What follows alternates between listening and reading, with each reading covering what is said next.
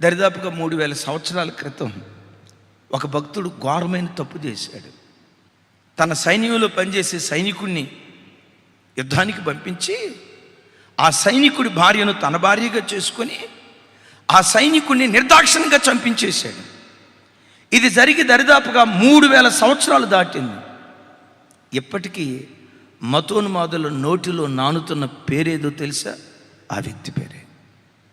ఒక ఖరీదైన మాట గుండెల్లో రాసుకో.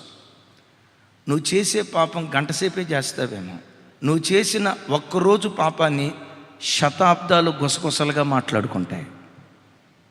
నేనంట నువ్వు చేసే పాపం గంటసేపేమో, నువ్వు చేసే పాపం ఒకరోజేమో, నువ్వు చేసే పాపం 1 సంవత్సరమేమో, నువ్వు చేసే పాపం 20 సంవత్సరాలేమో, నువ్వు చనిపోయిన తర్వాత శతాబ్దాలు నిన్ను గురించి మాట్లాడుకుంటారు. తమ్ముడు, చర్చికి వచ్చి నువ్వు పోకిరి పనులు చేస్తే, కోతి చేష్టలు చేస్తే సమాజం నిన్ను దూషిస్తుందో లేదో నాకు తెలియదు, కానీ నీ కొరకు ప్రాణం పెట్టిన దేవుణ్ణి సమాజం దూషిస్తుంది. వాళ్ళ దేవుడు ఏదో పవిత్రపరుస్తాడట, మరి వీళ్ళ బ్రతుకులు ఎందుకు పవిత్రపరచలేదు? వాళ్ళ దేవుడు ఏదో సమాధానపరుస్తాడట, మరి వీళ్ళ కుటుంబాల్లో సమాధానం ఎందుకు లేదు? వాళ్ళ దేవుడు ఏదో ఐక్యపరుస్తాడట, మళ్ళీ వీళ్ళ కుటుంబాల్లో ఎందుకు ఐక్యత లేదు? యవన కాలంలోనే యవనస్తులు పవిత్రంగా బ్రతికేటట్లుగా వాళ్ళ దేవుడు చేస్తాడట. మరి చర్చికి వెళ్ళే వాళ్ళ అబ్బాయి తాగుబోతుగా బ్రతుకుతున్నాడుగా, వాళ్ళ ఆయన పేకాటాడుతున్నాడుగా, వాళ్ళ ఆయన అక్రమ సంబంధంలో బ్రతుకుతున్నాడు కదా.